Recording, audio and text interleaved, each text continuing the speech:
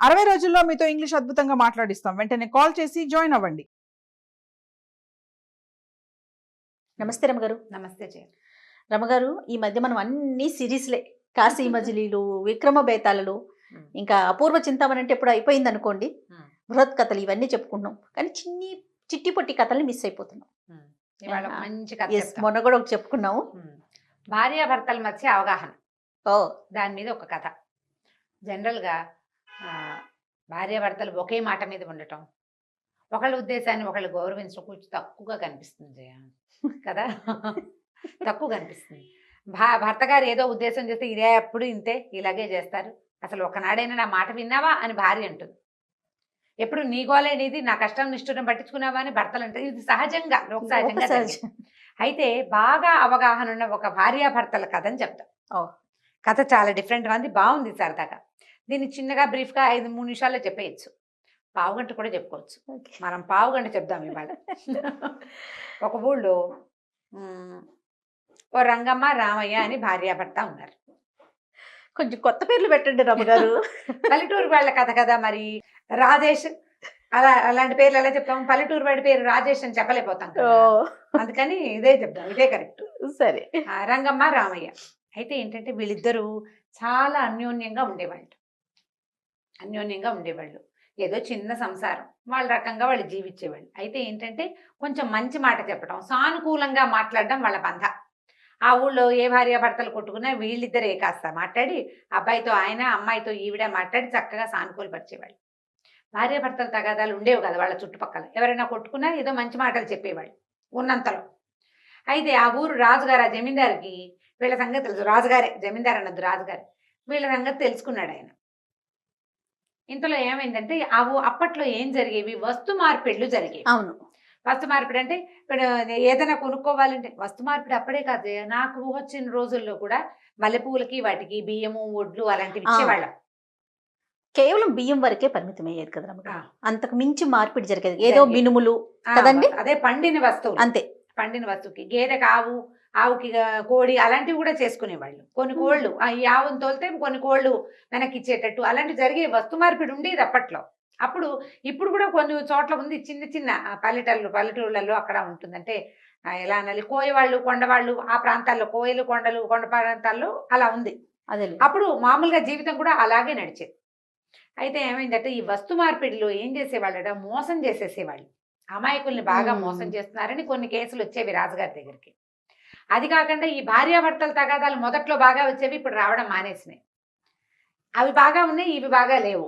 ఎందుకు బాగా లేవు అని రాజుగారు కనుక్కుంటే ఈ రామయ్యను రంగమ్మ ఇద్దరు ఇట్లా మాట్లాడతారని అది తెలుసుకున్నారు. ఇప్పుడు రాజుగారు ఏమంటున్నాడంటే, వాళ్ళు ఎలా ఉంటారు, నాకు నా భార్యకే సరిగ్గా పడిచావదే, రాజుగారికి రాణిగారికే బాగా పడదు. వీళ్ళు ఏం చెప్పి అంటే ఎలా వాళ్ళతో వాళ్ళు సానుకూలంగా ఉంటున్నారు, ఏం చెప్పి ఇతరులను సానుకూల పరుస్తున్నారు తెలుసుకోవాలనుకున్నాడు. రెండో పాయింట్ అంటే ఈ వస్తు మార్పిడి వ్యవహారం మీద కూడా ఆయన కొంచెం చాలా కేసులు ఉన్నాయి, ఇది కూడా తెలుసుకోవాలి. ఏం చేశాడు, 1-2-3 గూఢచారులను అరే వాళ్ళ సంగతి చూడండి అని పంపించాడు. ఇంతలో ఈ రామయ్య వాళ్ళ ఇంట్లో 2 గేదెలు ఉన్నాయి. ఓ గేదె పాలు ఇవ్వడం మానేసింది, పాలు లేవు, కొంచెం పాలు తగ్గిపోయినాయి. అయితే ఆవిడ ఏమందంటే, ఈ గేదె పట్టిపోయింది, దీనికి చాకరీ మిగులుతుంది, నువ్వేం చేస్తావంటే కొంచెం సంతకి తీసుకెళ్ళి ఏదో ఒక వస్తువుకి దీన్ని అమ్ముకురావాలి. ఈయన మెల్లిగా ఆ గేదెని పుచ్చుకొని నడుచుకుంటూ వెళ్తున్నాడు. పాలు లేవు, ఆ గేదెకి పాలు ఇవ్వటంలో. వెళ్తుంటే ఒక ఆయన ఎదురుపడ్డాడు.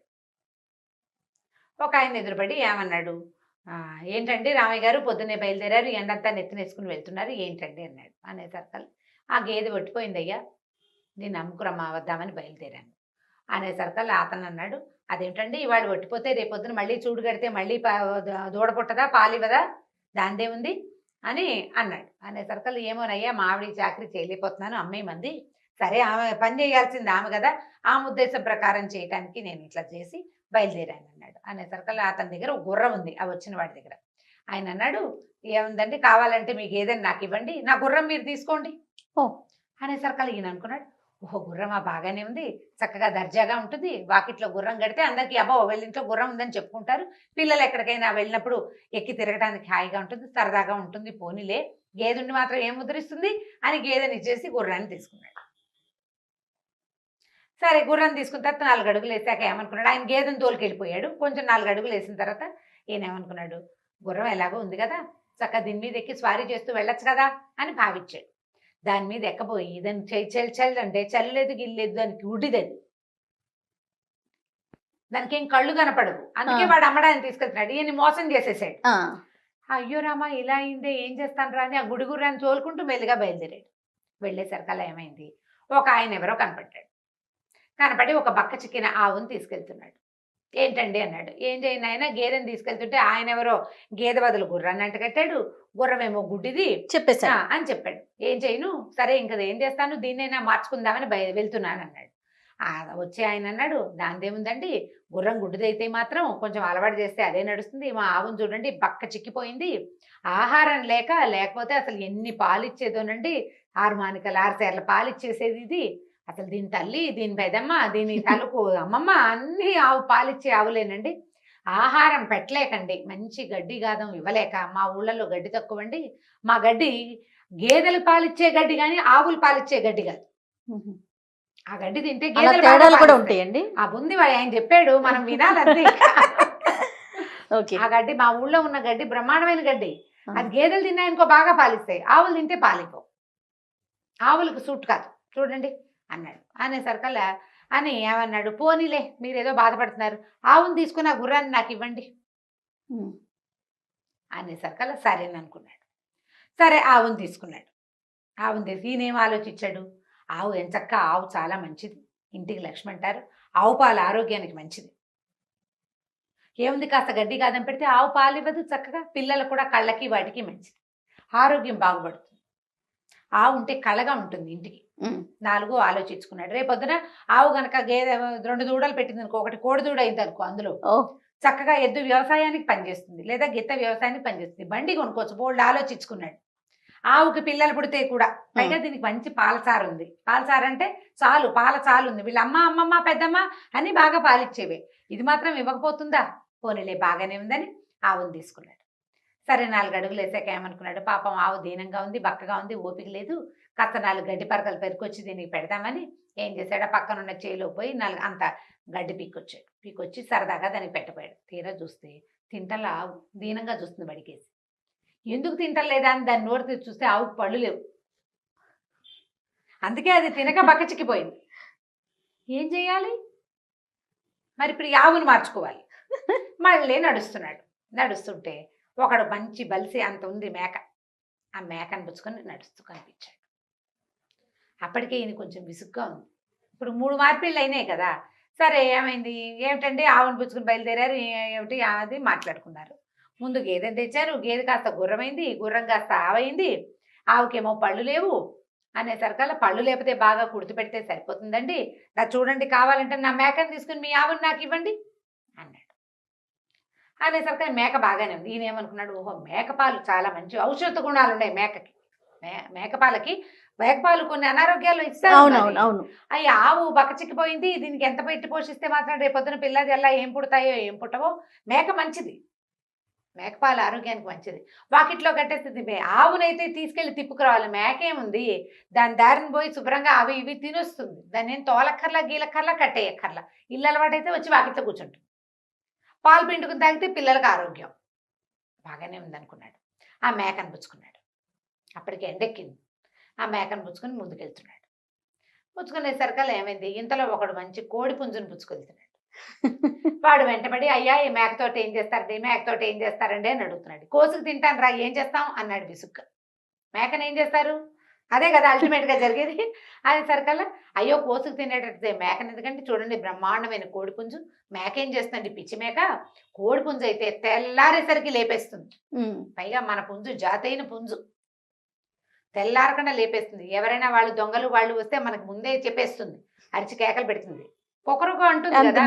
రేపొద్దున కొంచెం బాగా తిండి పెట్టి పోషించారా, చక్కగా పురుగులు గిరుగులను బాగా తిన్నదా, మీ దొడ్డి వాకిలి మంచివైతే చక్కగా తిని రేపొద్దున కోళ్ల పందాలు వస్తాయి మన ఊళ్ళో, కోళ్ల పందాల్లో గెలిచి నీకు కొత్త కోడి మాంసాన్ని కూడా అందిస్తుంది, ఇది గెలుస్తుంది, అవతల తోడిపోతే ఆ మాంసం మనకే కదా అన్నాడు. అనేసరికల్లా ఈయనకి అప్పటికే చాలా విసుగ్గా ఉంది. సరేలే మేకని తీసుకుని కోడిని తీసుకున్నాడు. కోడిని తీసుకుని సరే ఏమనుకున్నాడు, బాగానే ఉంది, కోడిపుంజు చక్కగా వాకిట్లో ఉంటే ఆ పెట్టలు ఈ పెట్టలు వాకిట్లోకి తిరుగుతాయి. కోడిపుంజుని చోట పెట్టలు ఎలాగూ చేరతాయి కదా. పైగా తెల్లారేసరికి నిద్ర లేచేందుకు మంచి సాధనం. పిల్లలు కూడా పొద్దున్నే లేవడం నేర్చుకుంటారు. మా ఆవిడ కూడా పనికి సాయంగా ఉంటే పొద్దున్నే లేచేస్తే పని సాయం కదా అని అనుకున్నాడు. అనుకుని ఏం చేశాడు, చక్కగా దగ్గర కూర్చొని ఒక చెట్టు కింద కూర్చున్నాడు. ఈ కోడిని దగ్గర నుంచి ప్రేమగా దాన్ని నిమురుతుంటే దాన్ని కూయో మొర్రో అంటుంది. ఏమిట్రా తీరా చూస్తే అది వారం క్రితమో ఎప్పుడో కోళ్ల పందెంలోనే ఉంది. లోపలన్నీ కత్తిగాట్లే దాని ఒంటి నిండా అన్ని గాయాలే, వాసన వస్తుంది. అయ్యో అనుకున్నాడు, అయ్యో ఇదేమిటి ఇలా అయింది. ఇంతలో ఒక ఆయన వచ్చాడు ఆ దారి వెంబడి. ఏమిటో ఈ కోడిని కోసుకోవడానికి తీసుకెళ్తున్నావా అన్నాడు. ఎప్పటికీ ఈయనకి విసుగొచ్చేసింది రామయ్యకి. అవునండి అన్నాడు. ఎంతకిస్తావు ఎంతకిస్తావు ఎంతకిస్తావు ఏమిస్తావు ఏమిస్తావు అంటే ₹1 ఇచ్చి తీసుకోమన్నాడు. ఆయన ₹1 ఇచ్చి కోడిని తీసుకుపోయాడు. అప్పటికి మిట్ట మధ్య మండిపోతుంది. పొద్దున అంత గంజి తాగొచ్చాడు. ఏదో 2 గంటల్లో అయిపోతుంటే ఇన్ని గంటలు పట్టింది, తిరుగుతూనే ఉన్నాడు, ఏమీ పని అవ్వల. ఏమనుకున్నాడు, ఇంకా ఆకలిస్తోంది, నా వల్ల కాదని అనుకుని అక్కడ ఒక పూటకోళ్ళమ్మ జంగిడి పెట్టుకుని ఉంటుంది. ఆ ₹1 ఇచ్చి అన్నం తీసుకున్నాడు. పప్పు కూర కాస్తంత పాయసం ఓ చారు గిన్నె ఇచ్చింది. అవి పుచ్చుకొని బయటకు వచ్చేసరికల్లా ఒక ముష్టివాడు ఎదురుపడ్డాడు. బాబు 3 రోజులైందండి అన్నం తిని, అసలే పుట్టెడు జ్వరము, ఏదో కషాయం వేరు మాత్రం ఏదో వేసుకున్నాను, కడుపులో కాలిపోతుంది, అన్నం పెట్టే దిక్కులేదు నాయన, బాబు ఒక ముద్ద అన్నం పెట్టబా అన్నాడు. నేను కనిపించింది, నేను శుభ్రంగా గంజి తాగా, ఇంటికి వెళ్తే బెల్లం ఏదో అన్నం పెడుతుంది, రోజు అన్నం తింటూనే ఉన్నాం, పగలే కదా అన్నం తినంది, ఒక పూట డొక్క మాడితే ఏమవుతుంది, పొట్టకి మంచిదే. పాపం వీడు అనారోగ్యంగా ఉన్నాడు, 3 రోజులైంది, అన్నం తిని మొహము కనపడుతోంది, మందు కూడా వేసుకున్నాను అంటున్నాడు. పోనీ లేని ఆకెత్తి వాడి చేతులు పెట్టాడు. వాడు కాస్త అన్నం తినేశాడు. ఈయన కాళ్ళు ఈడ్చుకుంటూ ఇల్లు చేరాడు. చీకటి పడింది. పారే దూరం నుంచి చూసింది, గబగబా ఎదురొచ్చింది. ఏమయ్యా వచ్చావా, పగలల్లా తిరిగావు, ఎట్టా వచ్చావో, కాళ్ళు కడుక్కోరా, ఒక చెంబు నీళ్ళు పోసుకో అని మంచినీళ్ళు అందించింది. కాళ్ళు కడుక్కున్నాడు. సరే అటు ఇటు చూస్తే పిల్లలు పడుకున్నారు. అప్పటికే పడుకున్నాడు. వాళ్ళ పిల్లలు పడుకునేసరికల్లా సరే లోపలికి వచ్చాడు. ఏం చేసుకొచ్చావు అని అడిగేసరికల్లా సరే ఏమన్నాడు, కాదే ముందే వెళ్తుంటేను గుర్రం కనపడింది, గుర్రానికి మార్చాను అన్నాడు. పోనీలే మంచిదే, ఏం చక్కగా వాకిట్లో కట్టేస్తే దర్జాగా ఉంటుంది, పిల్లలు తిరుగుతారని. శభాష్. పిల్లలు తిరుగుతారంటే సరే అక్కడి నుంచి ఆ గుర్రాన్ని ఒక ఆవుకు మార్చంటే, ఆవే ఎంత చక్కగా ఆవు పాలైతే ఎంత మంచిదో, ఇంట్లో వాకిట్లో ఆవు ఉంటే చాలా లక్ష్మీదేవి ఉన్నట్లే. లక్ష్మీదేవి ఏం చక్కగా ఆవు పేడని పేడకల్లా చల్లుకోవచ్చు. ఆవు పేడ చాలా మంచిది, మన మొక్క మూడుకి వేసుకుంటే శుభ్రంగా పూతకాయ బాగా వస్తుందయ్యా, ఆవు అయితే మరీ మంచిదే. సరికల్ అక్కడితో ఆగు, ఆవునేమో మేకకి మార్చాను అన్నాడు. మేక మంచిదేనయ్యా, మేక పెంటుకలు కూడా ఎంత బలమో నేలకి, పైగా మేకపాలు చాలా ఆరోగ్యం, చాలా అనేసరికల్ ఇంకెక్కడ మేక, ఆ మేకను తీసుకెళ్ళి ఏం చేసి కోడికి మార్చాను. కోడికి మార్చాబా అంది. సరే మరి కోడేది అంటే, కోడిని కూడా ఏం చేశాను, అన్నానికి మార్చేసుకున్నాను. కోడిని ₹1కి మార్చి అన్నం తిన్నాడు. పోనీలే కడుపు నిండా అన్నం తిన్నావు కదా, మధ్యాహ్నం వేళ అసలు ఈ పూట నీకేం పెట్టలేదు, పొద్దున్న గంజి తాగెళ్ళావు, ఎప్పటికి రాలేదు, అన్నమైనా తిన్నావో లేదో అని చాలా బెంగెట్టుకున్నానయ్యా, అన్నం తిన్నావు కదా పోనీలే అని. ఎక్కడ తిన్నాను అన్నం, ఎవరో ముష్టివాడు ఎదురొచ్చాడే, అక్కడి నుంచి పాపం వాడు 3 రోజులయ్యి అన్నం తినలేదుట, చాలా బాధేసింది, అందుకని ఇచ్చేసాను. పోనీలే నాయన మంచి పని చేసావంది వాళ్ళ ఆవిడ. మంచి పని చేసావు. మా నాన్న వాకిట్లోకి ఎవరైనా అన్నానికి వస్తే అన్నం పెట్టాలి అనేవాడు, అన్నం పెట్టకపోతే ఆయనకి నచ్చేది కాదు, చక్కగా మామకు తగిన అల్లుడివి నువ్వు, బంగారు కొండలాగా, వాడు ఎవరికో ఏముంది అన్నం, ఇంటికి వచ్చావు, ఇప్పుడు 2 ముద్దలు అన్నం తింటే సరిపోయే, 3 రోజుల నుంచి అన్నం లేని వాడికి అన్నం ఇచ్చావు, చాలా మంచి పని చేసావులే, లే అన్నం పెడతాను నీకు. ఇద్దరు కంచాలు పెట్టుకుని అన్నం తిన్నారు. భోజనాలు చేసేస్తే తెల్లవారు లేచి వాకిలి తలుపు తీసేసరికల్లా వాకిట్లో ఒక బ్రహ్మాండమైన పంచకళ్యాణి గుర్రం ఉందట. దాని పక్కన నున్నగా నిగనగలాడుతున్న ఒక కపిలగోవు, దాని పక్కన ఒక బాగా బలిసిన ఒక మేకపోతు, ఆ పక్కన చక్కగా బంగారపు రంగులో చక్కగా ఉన్న ఇంతెత్తునున్న ఒక కోడి, ఓ పళ్ళెంలో ఇన్ని వజ్రాలు, ₹1 పెట్టున్నాయి. ఆశ్చర్యపోయారు వాళ్ళు. అవన్నీ ఎలా వచ్చినాయో తెలియలా. చుట్టుపక్కల ఎవరిని అడిగినా మావి కాదన్నారు. ఎవరో తెచ్చి అక్కడ పెట్టారు. ఆ దేశపు రాజుగారే పెట్టారని వాళ్ళకి ఎప్పటికీ తెలియలే. వాళ్ళు ఆ గుర్రాన్ని వాడుకున్నారు, ఆ ఆవు పాలు తీసుకుని వాడుకున్నారు, ఆ మేకను ఉంచుకున్నారు, ఆ కోడి వాళ్ళ ఇంట్లోనే ఉంది, ఆ వజ్రాలు ఆ ₹1 వాళ్ళకి ఉపయోగపడాయి శాశ్వతంగా. దేనివల్ల ఇది జరిగి ఉండాలి? మంచితనం, సానుకూల దృక్పథం వల్ల. అంతే. ఇప్పుడు మంచిగా ఆలోచించడం. ఆయన ఏదో చేసుకొచ్చాడు, ఆమె చూడండి, ఆమె నానా తిట్లు తిట్టాలి. లెక్క ప్రకారం మొదటి నుంచి తిట్టద్దు, ఒక్కొక్క పనికి 4-5 తిట్లు చొప్పున 456 తిట్లు తిట్టవలసింది. కలియుగం కాదు కదా రమ్మగారు. కలియుగంలోనే ఇది. కలియుగుండేనా? ఆ. ఓ. కలియుగంలోనే ఇంత కాకపోయినా ఇలాంటి సానుకూల దృక్పథాన్ని భార్యాభర్తలు కలిగి ఉండాలి. దానివల్ల ప్రపంచం అంతా సానుకూలంగా ఉంటుంది. పిల్లలు సానుకూల దృక్పథంతో ఉంటారు, పెద్దవాళ్ళు సానుకూలంగా ఉంటారు. మా అమ్మ భార్య కొట్టుకున్నారు, తిట్టుకున్నారు, పోట్లాడుకున్నారు. బయట నుంచి వచ్చిన వాడు సులువుగా ఉందని భార్యను కొట్టేస్తారు, లేదా ఏ ఆసరా లేని అమ్మని బయటికి తోసేస్తారు. వీళ్ళిద్దరిని సజావుగా ఉంచుకోవటం రావట్లేదు. ఉంచుకోవాలంటే సానుకూలంగా ఇద్దరు వ్యవహారాలు విని ఆవిడకి చెప్పేది ఆవిడకి చెప్పి, ఆమెకు చెప్పేది ఆమెకు చెప్పాలి, చెప్పగలగాలి, అంతే. ప్రయత్నం చేయాలి. అంత ఈజీ కాదండి అంటారు ఇప్పుడు. మహేష్ చెప్తున్నాడు చాలా కష్టం అని చెప్పేస్తున్నాడు మనకి. మహేష్ వాళ్ళ ఆవిడ చూడాలి, ఆ.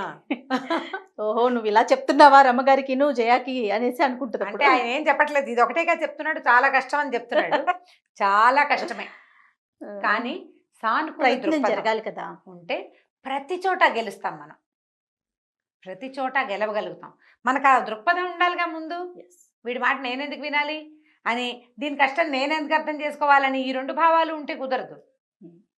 వీళ్ళతో కలిసి ఉండాలి, సర్దుకుందాం. చిన్న చిన్న వాటికి సర్దుకోవచ్చు, పెద్ద వాటికి సర్దుకోలేకపోతాం అనుకో, పోనీను చిన్న వాటికి సర్దుకోవచ్చు కదా, ట్రై చేయాలి. బాగుంది కదా కథ? చాలా బాగుంది రమ్మగారు. మగవాళ్ళందరికి ఎంత నచ్చిద్దో కానీ చాలా బాగుంది. రైట్ రమ్మగారు, నమస్తే. నమస్తే జయ.